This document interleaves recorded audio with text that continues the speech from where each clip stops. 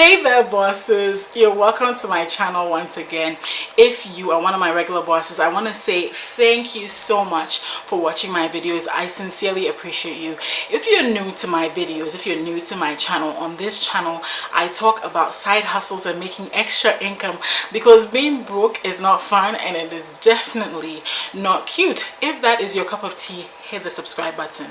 Alright, so today I wanted to talk about contracts and contracts as a freelancer. It's important to have contracts in place as a freelancer. Yes, I mean, most people I work with have been super nice and super understanding, and I mean, I have the best clients, I have to say that.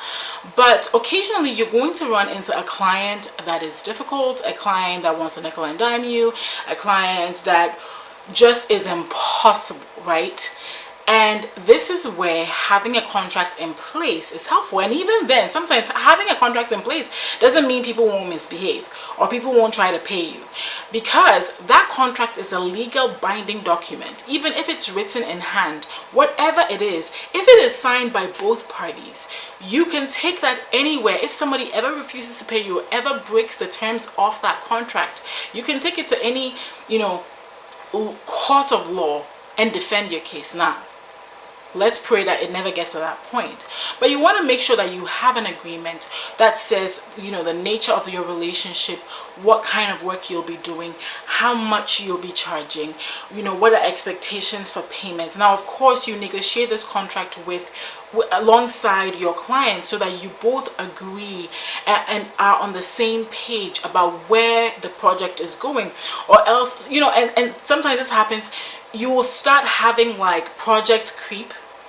I don't know if that's the term for it, but basically you'll end up doing things you didn't even sign up to do, right? And then you start doing all these extra things, and when you try to charge more, they will argue with you because they'll say, but we didn't agree on that.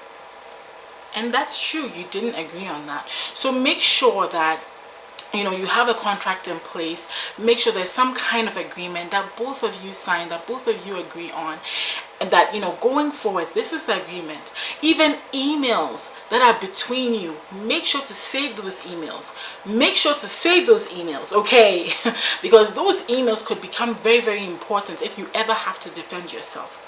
Once again, let's pray it never gets to that point. But whatever the case is, have a contract in place so that it protects both you and your client's interests. You're probably asking, oh gee, how do I create these contracts? Super easy. Once again, like I said, you can either write it, you can create it in Google Docs, just simple statements of what you'll do, what's expected of the client, the scope of the project.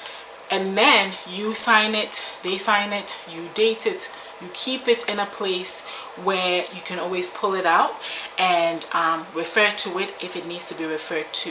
So super easy to create a contract. Alright guys, thank you so much for joining me. Once again, if you're new to my channel, make sure to hit the subscribe button like this if you liked this video. And yeah, thank you for joining me.